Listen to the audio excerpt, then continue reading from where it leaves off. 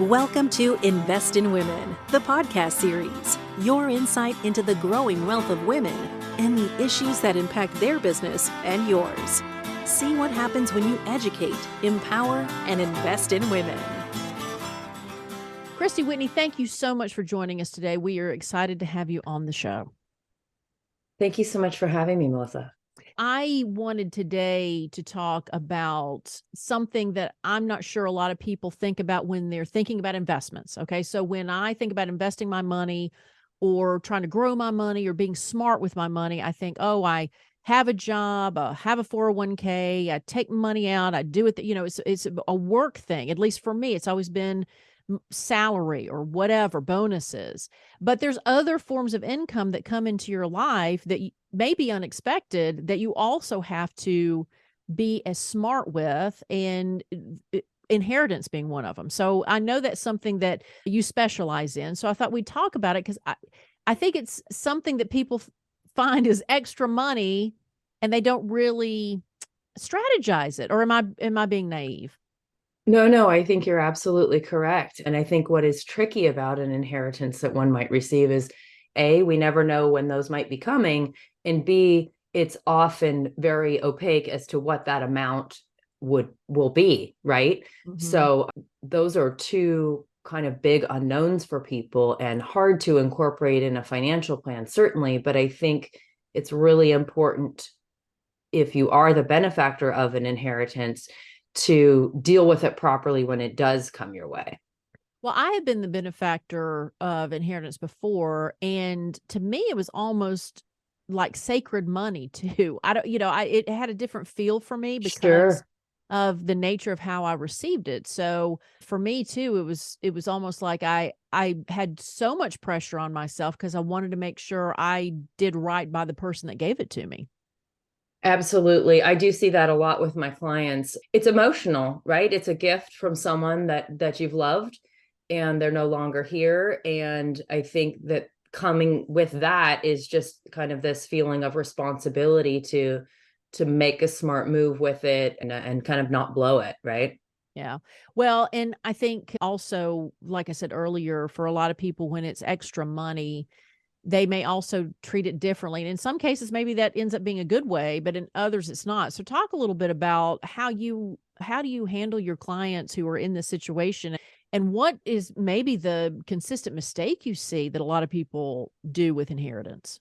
Sure. So I think one of the big things that is somewhat frustrating is when a client comes to you months after getting an inheritance or even a year and saying, oh, well, last year I inherited this amount of money and this is what I did with it, right? We want to be partners with clients, and the majority of clients at Rebalance have financial plans. And so, we're really mapping out for individuals their financial future. And so, those conversations are important to have if you have a financial advisor in your life, a certified financial planner on your side, to have those conversations when the money lands in your lap.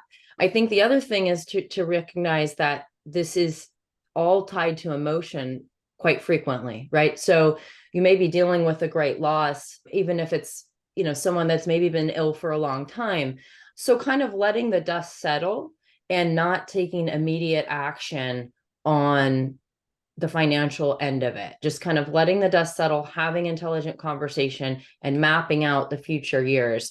I think making rash decisions, like a lot of people, they want to do things like pay off the mortgage, right? Like, oh, I got this money, I can take care of my mortgage. Well, that can be a great thing, certainly, but you have to pay attention to what is the interest rate environment that we're in? And do you have a mortgage that's at 2.75% and maybe don't need this money in your daily life, and the money can be in the market growing at a much greater rate long term than this loan that you have outstanding? So turning to an advisor and having these conversations is super important.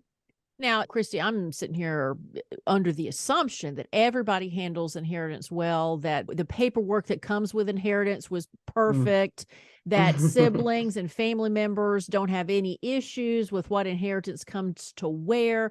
So, when you talk about emotional I've been lucky that I had parents that inspired in my siblings and I, because they have both passed, that we have never argued over the estate of either parent because I don't know, we just came from that environment where you handle your paperwork, you handle your business, and then it's just Mhm. understood.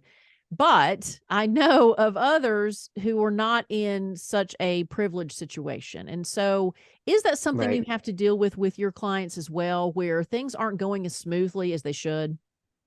I definitely think that that happens in a lot of situations. I myself personally have not had to deal with a client who's in the middle of kind of contention with the siblings. I will say this. I think if someone experiences that, or even just going through the settling of an estate, no matter what degree you're involved with it, I think it does teach the recipient to think about their own estate and Mhm. what they want things to look like. And, if it's the process, I have a client, for example, 5 siblings, large estate, all very amicable. Everything went very smoothly. There were trusts in place. Everything was well defined. So when mom passed, when in her mid 90s, which was still hard for the family to grasp just because it's hard to lose the loved one, but they were all so grateful that their parents had done such an amazing job lining everything up and leaving them with a very clean situation. Mm. If you are left with a different situation and things are vague and not clearly outlined, then I think you as an individual will learn from that, hopefully, and realize that you don't want to leave your heirs in that same situation. So I've definitely seen the impact on one's experience make them think about their own heirs and their plan. No, and I think you're exactly right. It makes me assume, and not to place assumption on your client, but somebody in that situation has seen the worst case scenario. Because in the case of my parents, it was an extended family member that they witnessed the drama, and Mm-hmm. it's like you said, that it inspired them to do right by us, and which has inspired us to do right by the next generation. Absolutely. Yeah, but even if someone's listening who has not seen drama, doesn't really know, like, it's still it's something to pay attention to, not only for yourself, but, again, being in this great habit of handling money well. Do you find, Christy, that people who handle their money well in general will handle this new source of income well as well? So Yeah, I I mean, could have said that more yes. smoothly, Christy, but you know what I'm saying. I do know what you're saying. I do think that that is the case. I mean, if it's somebody who is working with, an investment advisor already, a financial planner already, then they're sort of, in most cases, used to turning to that person as a sounding board and Mhm. being very open and honest about, hey, here's my new life change. And what is your input on these assets and what I should do with it, right? Versus someone who's out there alone doing what they feel is best or what they and their spouse feel is best, but not really having that professional guidance. Right. So I will say, just to kind of, at this point, I think it's important to recognize the type of financial professional that you're working with. If you're working with someone who's a registered investment advisor or a certified financial planner, we're held to the fiduciary standard. And so I think there is sometimes with clients, maybe that idea of, well, if I tell them I inherited $400,000, they're just going to tell me to put it in my account. And that's not Right. what I want to do. Mhm, Right. mhm. But when you're working with a financial professional who is a fiduciary, our job is to do what is in your best interest. So that doesn't mean, that certainly all the assets should be going to an investment account. We're going to take time to look at the plan and look at what are solutions and ways this money can help you grow and be more secure yourself. Yeah. No, I think that's fantastic advice, because I know that for a lot of people, when it comes to the medical world, like, if you have a good relationship with your doctor, that to be as honest as possible to get the best results for your health. I'm not sure a lot of people, the lay people, think about their financial professional as being someone who needs to be as trustworthy so that they can divulge all that information. Because it seems, Christy, that money is so private to people. So it's Mm-hmm. interesting that you bring this up, that if you have someone you're working with, but you hide some of the money that you have, isn't that an indication that you may not have as much trust as you should? Yes, absolutely. Yeah, I mean, and I think that that's the task of a quality financial professional, is to build that rapport and that trust. And it certainly takes time, but so that clients can be completely forthcoming with their situation and trust that you're not going to simply say, hey, yeah, let's invest it in at our company, right? Yeah. Right. Well, and again, I think when women are involved, and I'm generalizing, and I hope that I'm not right, but I just feel like women seem to be intimidated by the world of money even today. Like, even though Hmm. they're working and they're earning a paycheck, I think of historical ideas of women not being able to have control of money, and thus it makes sense that they would not be comfortable with the idea of money. But Christy, am I wrong that women still seem a little nervous when it comes to this topic even today? No, I would agree with you in large part. And, it's something that we work pretty hard at Rebalance to educate our clients and make them comfortable with investment items, topics that they don't understand. I mean, I'm pretty passionate about that myself. I came from a family who did not have a lot of experience with the stock market, and have spent my entire career in this industry, and know how, just as a young female starting in the industry, how intimidating it can be with all these terms flying around and these different products out there, and different types of funds and these things. And personally, I really try to break everything down, simply make sure I'm using the least amount of jargon possible, because I do feel for women, I think it is for a lot of women anyways, if you haven't grown up with it, it's intimidating, and they'd rather just tune out and do something else and let someone else handle it, perhaps. Hmm. I will say I have females in my life, certainly, who have grown up with a father or grandfather looking at the Wall Street Journal and the stock prices every day, before everything was digital and on the TV. And having that influence of an older generation who was involved in the markets just continues to feed down through the generations, because there's a comfort there too, right? You can ask grandpa, well, why are you doing this? Or why did you pick Nike to invest in, or whatever the case. So I think having exposure is a great gift for people. And unfortunately, I think things are changing dramatically for women, but I think there's a lot of women still out there who just have a great intimidation about the markets in general. Yeah. Well, now when it comes to inheritance in particular, I'm curious with women, what is the main source of that inheritance? Is it a spousal death? Is it a parental death? I mean, because if you're a woman who is not comfortable with money, and especially the death of a spouse, even, especially if it's a, premature death, you didn't expect it, right? Hmm. I would assume that is a highly stressful time to try to manage that money well. Absolutely. I mean, I think kind of at that first level would be the maybe less sophisticated woman inheriting from their spouse, right? And trying to put the pieces together and understand what they did and whatnot. We're very fortunate with our client base and the clients that I've worked with in recent years, that even if the male or female, even if the second kind of spouse is not as involved in the finances, we're all encouraging that individual to attend meetings and have the conversations, and giving them the space and the time to ask questions.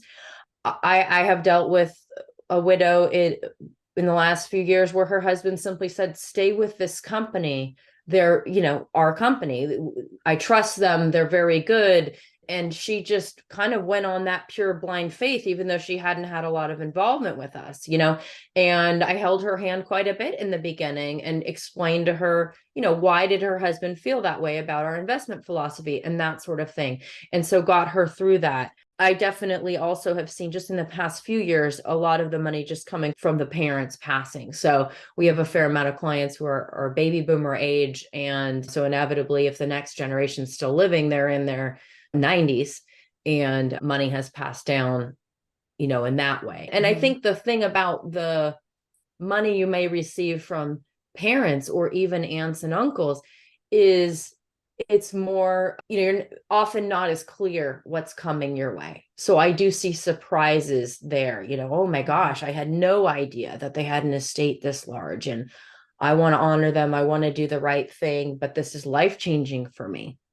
Right. Christie, I love when I ask you these questions. You're like, well, I don't have personal experience with some of this these more dramatic scenarios, because it shows the importance of working with someone. Right. So you're like, Absolutely. look, when I work with people, everything's buttoned up. All the legalities are in place. When I work with people, there may be widows that are scared to death about what the future holds, but we're there to help them. So, I think here toward the end of our conversation, maybe talk about the importance of, even though some women may be intimidated or dismissive about being involved, but how important it is to establish that relationship with someone they trust so that they're not alone when these situations occur. Absolutely. I mean, I think that's of paramount importance. And I think, it can kind of come from the encouragement from the spouse. So if, you're an individual who knows your spouse isn't that engaged, try to remove those barriers. I mean, I think it's hard even in couples to talk about money oftentimes. And it's definitely hard if you feel like you're the less educated one of the two to admit that, right? In lots of situations. So I think just kind of trying to break down those walls and those barriers to the conversation with your partner, but then certainly, invite them to meetings, have them come and say, hey, listen, even if you're just sitting there silent, don't feel any pressure to talk, absorb what she's saying, she or he, and, just kind of dip your toe in the water of getting educated about these things. And then in time comes comfort, right? Yeah. So I think it's just, and if someone out there is listening who is not that engaged, who feels like they could care less, I mean, I think it is super important to recognize that financial security is huge.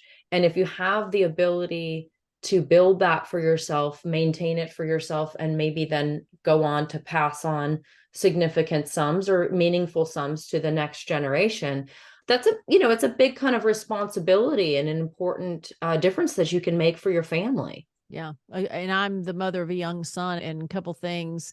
When I set mine up, it was staggered so that if something happened to me, he doesn't get everything at once.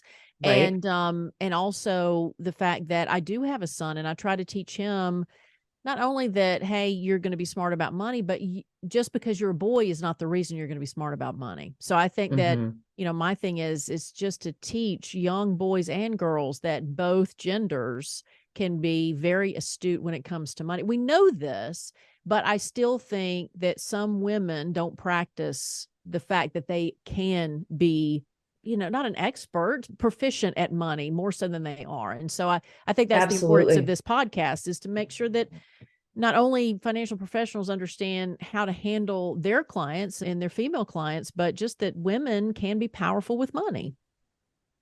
Absolutely. I mean, and I think that, and I know you've had a podcast about this as well, women can make great investors, certainly. And I think we lean a little bit more into our relationships together, and having somebody you can trust and not feel intimidated to ask questions about maybe some technical pieces to your financial plan or your investment portfolio is very powerful and important. Well, Christie Whitney, thank you so much for being a part of the podcast, and thank you for helping the clients the way you do. Well, thank you so much. I've enjoyed this very much. Thank you for listening to Invest in Women, the podcast series. Your insight into the growing wealth of women and how to attract and retain your female clients and help scale your practice. Learn more by subscribing to this podcast or visiting fa-mag.com.